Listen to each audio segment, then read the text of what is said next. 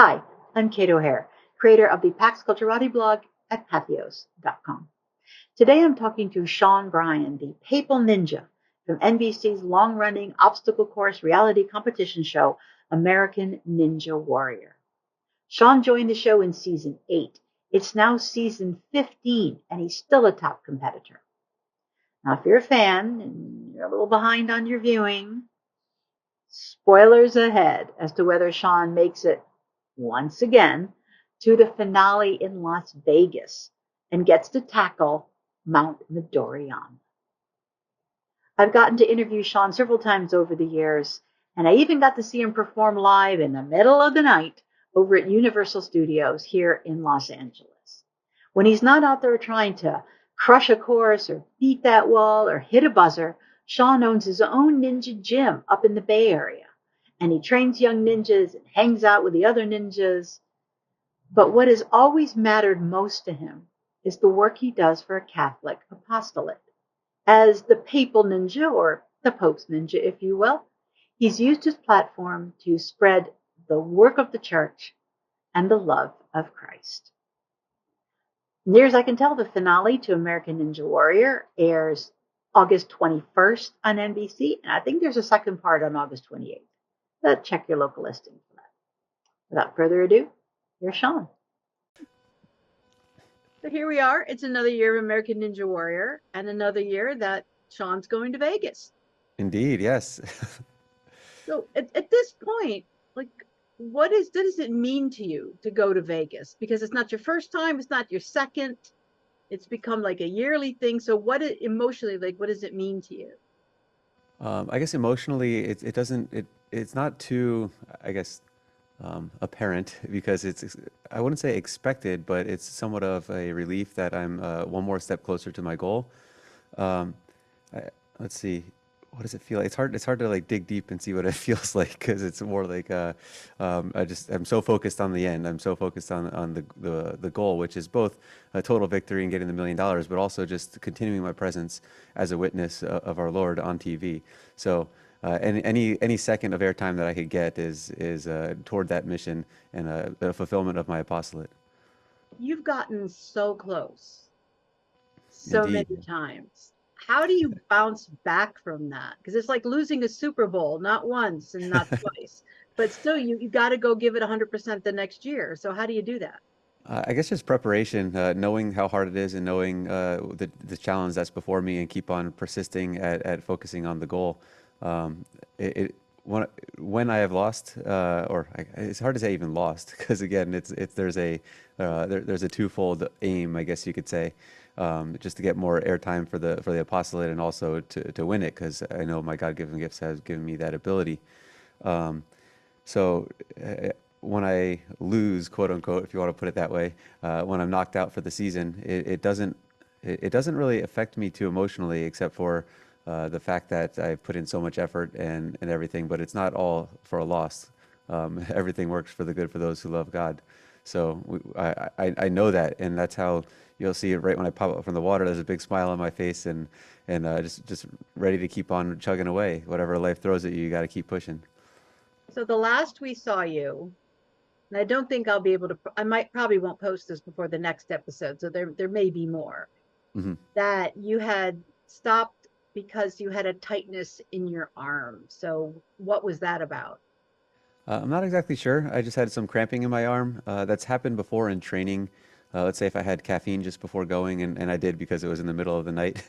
They film all throughout the night, and I needed a little bit of a boost. I probably had a little too much of that, which caused a cramp. But you never know if it's just a cramp or something more serious, just a tightness that's going to turn into a tear. And Right. at that point, I had already beaten my opponent with the new rules. That means I'm already going to Vegas and I wasn't on pace to get the top two fastest times in order to get that speed pass, and it wasn't worth the potential risk of hurting myself. So I just bowed out and bowed to the course, reverencing the course and saying, "You got me, kind of this time, but I'm moving on." Feel about the new rules because you don't necessarily have to finish the course if your opponent didn't. So you don't necessarily get to hit that buzzer. Like how does that change the feel of the competition? For me, I guess the excitement of hitting a buzzer isn't really an aim. It is very exciting to hit a buzzer, but I guess again, I'm looking at I'm always looking at what the end goal is. It's not the immediate satisfaction, I guess. And it was just very clear to me in that moment that, oh, it's not a big deal. I need to just stop right now, just taking it very cerebrally, I guess you could say, instead of emotively. How do the other competitors feel about it? Because this is an innovation. It's fun for the audience because who doesn't love a race? But how do the competitors feel about it? Especially the long time people. The competitors feel the exact same way as I've seen a lot of the fans feel about it. It's mixed. Some people are really excited because it's in their wheelhouse to go fast and they're motivated by that head-to-head competition. Some people, like myself, I could be fast, but that's not really what I'm used to. It feels like there's a substantial change to how they um, what they, I guess, value in the show. And I guess times have to change if that's what the audience is really looking for. It's entertainment business. You got to kind of test the waters and see if that's what they're looking for. And I've also heard mixed reviews. A lot of people love the head-to-head action because it's more action-packed, but Yeah. also a lot of people don't like it because it's different. It's a different feel when it's everyone versus the course versus sometimes people against each other. That camaraderie, that pushing each other to their limits and supporting one another is somewhat lost, especially with the younger generation who haven't grown up in the ninja culture, I guess you could say. Yeah. Some of them just don't quite get it, and the veterans have to kind of take them under their wing and say, "Hey, this is what ninja's really about, and let's not lose focus on this," and remind them or even tell them, expose them for the first time to what it was like before they even started watching the show. Well, they've sort of tested out this concept on Junior, having the head to heads. Yeah. So this is sports as entertainment, really. So I guess they have to keep innovating. Yeah, certainly. They also tested it before that with Team Ninja Warrior, and then they changed the Oh, name to right. Ninja Yeah. versus Yeah. Ninja. And that was fun because it was still a team competition, and people were hand selected by the producers to take part. And going into it knowing that that's what the goal was, and the format of it was a little bit, I guess, less pressure because it was head to head multiple times against the same competitor. So that had a different dynamic, but they did test the waters with that, and I think it went over well enough for them to try it with this within the regular season. So at this point, how much of a platform do they allow you or that winds up on camera outside of just the pure competition to talk about your mission and to talk about your message? It's getting less and less for everyone. The format changes are going towards audiences that perhaps are more TikTok sort of screen Yeah. scroll. It's very hard to keep someone's attention throughout a story that even if it's only 3 minutes. Now the stories are 60 seconds or less, so it's hard to really dig deep and to highlight the nuances of a story. But I guess the more you do well on a given season, even with that shorter format, the more screen time you'll get, and you go in a little bit greater depth. But at this point, it's more about a platform to get them to, well, the witness itself is certainly helpful to people's imagination for what a holy person is like, or to what someone who is faithful is like. But ultimately, if you were to, well, not even ultimately, we want them to encounter our Lord. But another way to leverage that platform is to get them onto the other platforms, the social media platforms, where I could witness more attentively to each person, or in a more complex sort of manner. In any sport, as the years go by,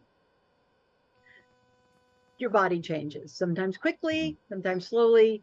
So I'm not going to say how old you are, but at this point, what is the challenge to keep your mind, body, and spirit together so that you can continue year after year to compete at a high level because you do? Yeah, honestly, this season has been what I feel as my strongest and most, I guess, viable season thus far. I felt amazing going into a competition. Oftentimes, I'm pushing so hard going into it that my body's starting to break down a little bit, but I've found the right training methodology, I guess you could say. The past 2 years, I've really honed it. So I'm not really feeling my age in that sense. However, I am feeling my age with respect to how much time it takes to warm up. which is probably a good thing. Yeah. And also time to recover, and also the ability to, um, I guess, recover in the middle of a ninja course. I used to be able to not train as hard to be able to recover between obstacles, and now I have to really focus on VO2 max training and things like that. So I guess overall, it's just learning as you go, and I think this year has been something special, and I'm not really feeling my age that much. So you've had a shoulder and an ankle and like an arm thing, I think at some point. Hmm. Do of all of those, what's the one you're still feeling? Or are you feeling any of them? There's always little shoulder tweaks here and there. I've had 2 surgeries on each shoulder, so Ouch, I didn't know that. that results in some scar tissue complications and Right. range of motion issues, and you just adapt to them. Um, Not really feeling them per se in terms of inhibiting my abilities, but or at least to a noticeable degree. But trying to do my best to do preventive rehabilitation and just make my body as awesome as possible. I remember doing an interview a few years ago with a guy named Matt Burke, who was an NFL center for a couple teams, the Vikings and the Ravens. And he's a Catholic guy. And there's a lot of religious guys, especially Christian guys in the NFL. Why anybody should be surprised by that at this point, it's beyond me. But I said to him, like, what is that? Why is that? He said, this game will put you on your knees. So you might as well start there. And it seems in a lot of ways, if you keep going with Ninja, it can kind of be the same way. So Hmm. how does that function for something for you to lean on, to keep yourself motivated, to keep going forward? I do like that. I'll put that in my pocket for the next competition. But yeah, certainly anything that is humbling centers or helps you to see reality as it is, because we are humble. We are lowly in spite of the dignity that we have. We are sinners in spite of the redemption we have in our Lord, and the forgiveness that's offered in the sacraments. But it's, yeah, that's something really good to chew on and to think about going into it. Is might as well just stay there and remain on your knees, recognizing that you need help, and that's in ninja, that's in life, that's in anything that presents a challenge, and we're challenged all the time. I don't know. Are you familiar with the story of Damar Hamlin of the Buffalo Bills? No. He's a cornerback for the Buffalo Bills. In last January, after a perfectly routine tackle, his heart stopped and he Hmm. dropped on the field. Yeah, I'm He's vaguely good. recalling He's this good now. Yeah. now, by the way. He's actually in training camp. He recovered. It was commodio cordis, when Hmm. a blow at the right moment interrupts the heart's electrical cycle. So he's better. But the absolute tsunami of prayer that came on, it was on a Monday night football game near the playoffs. Everybody was watching, the tsunami of prayer that came out on social media and on camera, and an ESPN commentator prayed live on camera. Wow. There were prayer vigils, hashtag pray for Damar.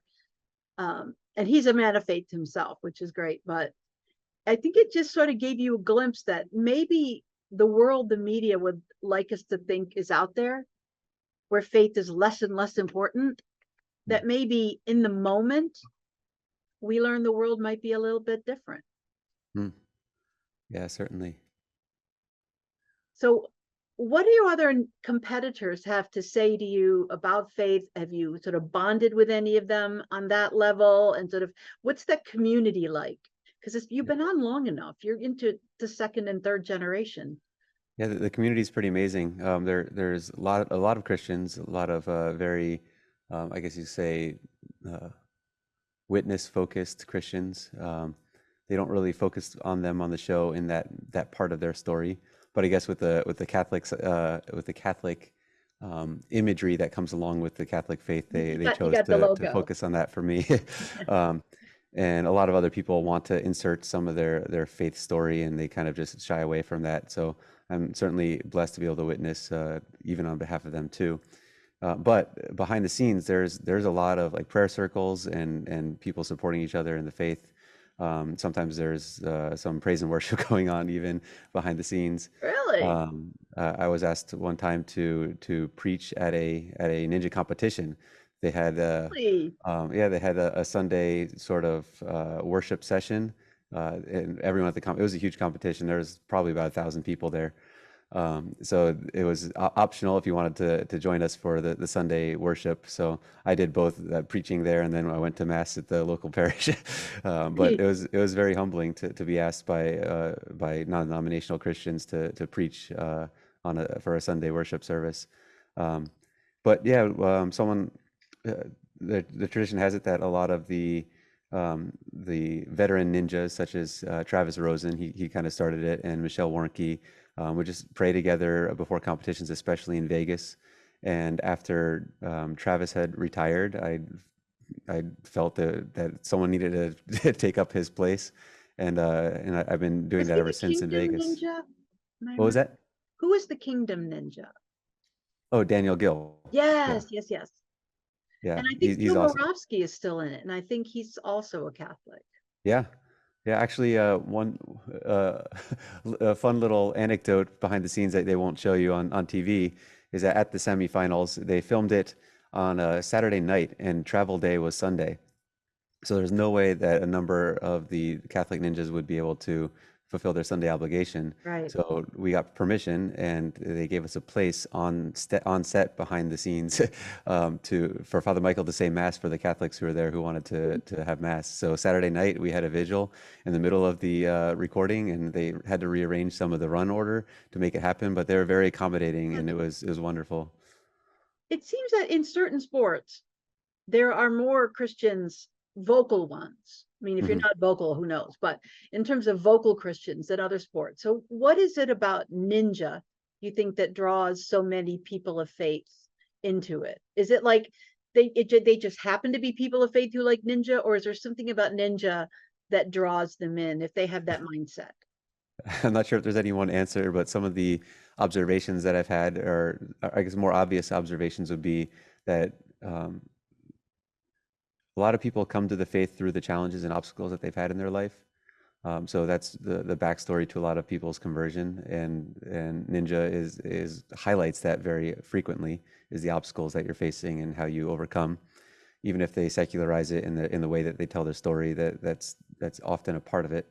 Um, but I guess another aspect of that would be the way that community works. Oftentimes, there's one ninja who is involved in the sport, and they love it, and they tell their friends, their Christian friends, and Ah, they're the ones who get involved in it, and it spreads within subcultures.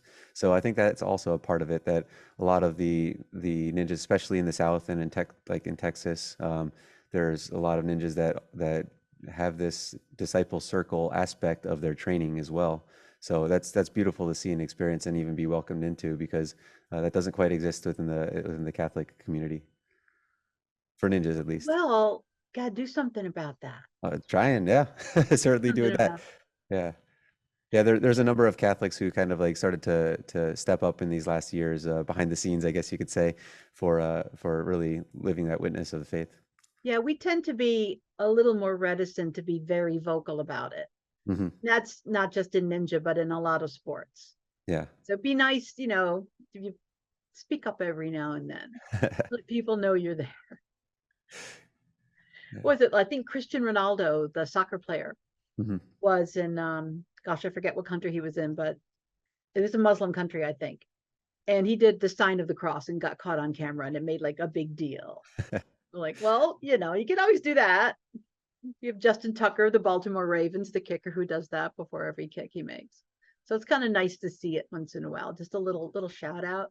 Yeah, I noticed a few people they showed doing a sign of the cross last season. This season I haven't seen it yet, but I was pleased to see that, and I didn't even know that they were Catholic. Like they didn't pull me aside like often people do and say thank you or anything like that. Or maybe I just wasn't on the same filming day. But I was happy to see that multiple people doing the sign of the cross at the starting line. Nice. Yeah. What about it is still fun for you? Just pure fun at this point. Not mission, not competitiveness, not Yeah. money, just fun. For me, running the course is the most fun, and secondarily, just the behind the scenes community, because the community is very supportive of one another, and um, it was a little different dynamic this year, in a good way, that they filmed a lot at the same time, and a lot more ninjas from different regions came together. So it felt like Vegas on steroids. Like the whole season felt like Vegas, where a lot of people were there. So that aspect was really fun, the social dynamic. But for me, the most fun is just running the course, and that's all this time and energy and effort has been put into training my mind and body in order to do exactly what I was doing in that moment. And this past season, the past two seasons really, but this season certainly, I've been able to get into more of a flow state where everything kind of just fades away and disappears, and it's just running the course. Well, I don't know if you can see, but behind me over there is 1980 Winter Olympics raccoon. Hmm. I actually bought that in Lake Placid. So is there a chance that some version of ninja could become an Olympic sport at some Yeah, point? they're currently working on that. They're doing some serious networking to make that happen. There was a huge conference this year where three different leagues, I think three, maybe more, different leagues came together to have a major national and international event at the same place and held a conference at the same time. And one of them is a committee that they're forming to try and get it into the Olympics. So there's a lot of movement in that direction, and we'd have to figure out exactly, like the community, would have to figure out what would the best format be for that. And it Right. started out with some skepticism on my part, but seeing how it's developing is really good, because people are starting to really team Maybe up and work together. maybe it starts out as in the X Games. Yeah, And it's it's actually like there's a loose connection. I Mhm. forgot what the connection is, but it is the same group that has been pushing to get the skateboarding into the Olympics. Yeah, so Ah, there is a connection with X Games. well, snowboarding is in the Olympics. Yeah. Personally, I like to see surfing. Could be a little tricky in certain venues. Yeah. Interesting thing about reality shows, because I've covered television for a long time, and people start a reality show for whatever reason they start a reality show.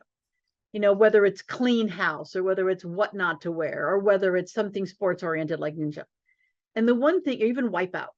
And the one thing that you don't necessarily intend to happen that happens is the competitors form a community of their own, of all the people that have been on the show. They make friends, they stay in touch, they get together, and it's wasn't the intent in the first place, Hmm. but it happens. Yeah. So what is the ninja community like?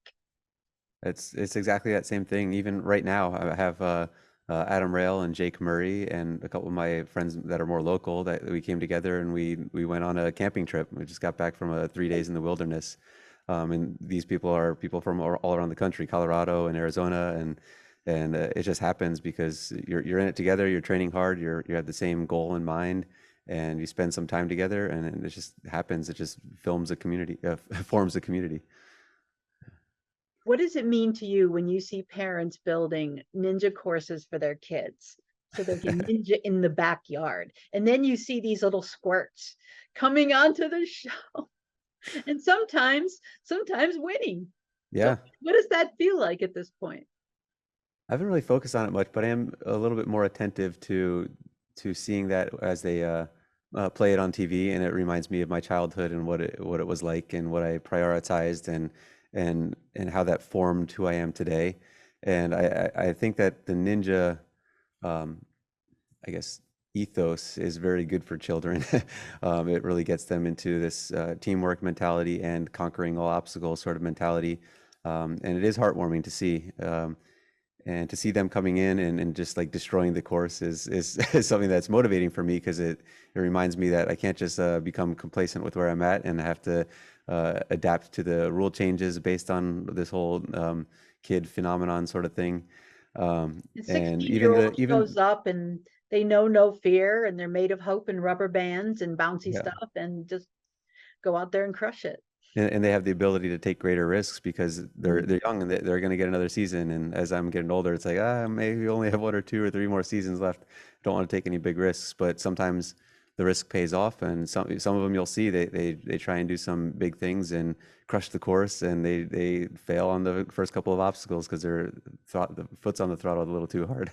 But a couple of them have learned their lesson in the last year or two, and they're starting to do a lot better. And now that they've I guess refocused their priorities there.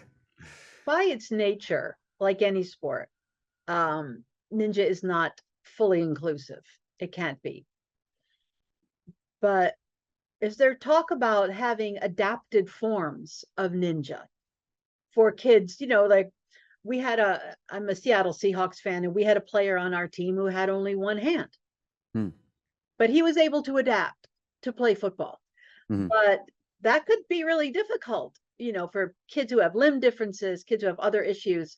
So is there talk about forming almost like a Special Olympics versions of ninja for kids who have different challenges, so they can get the thrill of that kind of competition?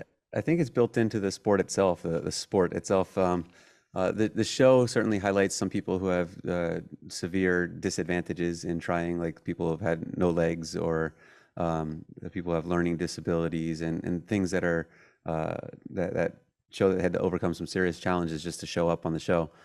So that's one thing. But another, which is really cool, that I've observed and actually helped out in last year, there's a school in the Bay Area called Synapse that for a while was doing learning physics through ninja. They had a special focus on that.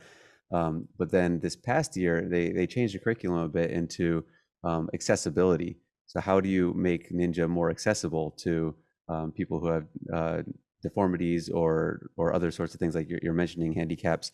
So their project over a whole semester was to ideate certain ninja obstacles that were geared towards, like, I guess, inclusiveness, if you want to call it that, Yeah. and ADA accessibility. And at the end of the year, a handful of them went the extra mile in actually building some of these concepts. And it was awesome to see, like, these 7th and 8th graders just building obstacles that had that in mind. So I think naturally the sport lends itself to helping everyone overcome their obstacles and focusing on community. Well, it's not like it's a sport that has 150-year history and traditions built into it and a giant infrastructure built around it. There's still just so much room for innovation. Yeah, And certainly. courses change every year, even in the TV version. So it's nothing seems to be really set in stone. Yeah. And there's also different leagues, that it's not just the TV show that determines the format in which people could participate. There are professional leagues like NSC. There's leagues that have a lot of different variations, from recreational to pro to elite. What was that? What's NFC? NSC, the Ninja Sport Competition, or the Ninja Sport Network, hosts a competition. There's a WNL, the World Ninja League, which has rec competitions, like recreational and people, and then there's different age group categories, and there's the elite or pro category. So it isn't just about, like many other sports, it's not just about competing to be number one. It's really about building the community as well. So there is that dynamic aside from the show. So as you mentioned, ninja is not forever. Even though we've had some ninjas who've stuck around for quite a while, but it's not forever. So what does the world beyond ninja look for you? What is sort of, as you project into the future beyond whenever you decide that you've had enough, or it decides for you that you've had enough? What does the future look like? Well, I still own a ninja gym, or part owner of a ninja gym that I started, Traverse Fitness, in Richmond, California. We are thinking of franchising and expanding in that way. So I think that part of it will remain for a little bit longer than my ability to continue with the show. And also on the side, I help design and build and implement other ninja gyms. So that's another aspect of the ninja thing. But aside from that, I'm a pilot, so that's a fun new hobby. I remember that. So Yeah, helicopters, single wings, jets, what yeah, specialty? single engine piston planes. Haven't gotten into turbines or jets yet, but maybe. This is just for a hobby. I'm not looking to do it as a source of income. So I that's don't know. kind I of foresee you in a future Mission Impossible. yeah. Yeah, if you have any connections with Tom Cruise, you want to send him my way, we could fly together and he could do I the think ninja my gym. Let me connections know. with Tom Cruise are as good as yours. Yeah. But also, the lay mission project is taking up, oh, that's my main thing. It's taking up more and more of my time, beyond just a full-time job, trying to expand that. And also, like this upcoming, I guess semester you could call it, this upcoming fall, we're launching in 2 additional dioceses. We've only been in Sacramento as a whole diocese in the past, and now Oakland and San Francisco are taking it on as well. And we're looking for ways Oh, to, those are some challenging areas. oh yeah. Challenging. Yes. Yeah. So we're looking for ways to get the administrative and team support that we need to expand beyond that to all of the English speaking world eventually. So that is going to be taking up a lot more of my time, especially beyond Ninja and when I put less time into the training aspect of things. But it's already full-time gig. We need to get another priest ninja. We haven't had an enormous amount of success yet with it. So you got to find somebody out there. Yeah, if anyone's listening to this wants to give it a go, contact me. Get Father Gadberry to give it another try. That'll be pretty hard. He's been made pastor at a second parish now, I Oh think. no, I think he's busy. Yeah, and he's still helping out with Word on Fire, and Yep. yeah, so but we have made it a point to connect soon though. So maybe we'll send some social media updates. It's like don't be a weightlifter. It's probably not the best route. I thought the best was like a combination of parkour, rock climber, and gymnast. Mhm. Because then you got it all going on. Or just train ninja from the time you're a Or baby. train ninja, which is happening now. Yeah. It's amazing. So has Vegas happened yet in reality? Um, if you look online, you could see when they had the tickets available to watch the filming. All right. And if Well, we're you were not to going to do talk that, about what happened. you would see that they filmed a number of months ago. Yeah, So, that's what well, I we thought. could leave it at that because I'm not supposed to talk about that. Well, at some point they should do it live. I think that would be super fun, but that's just me.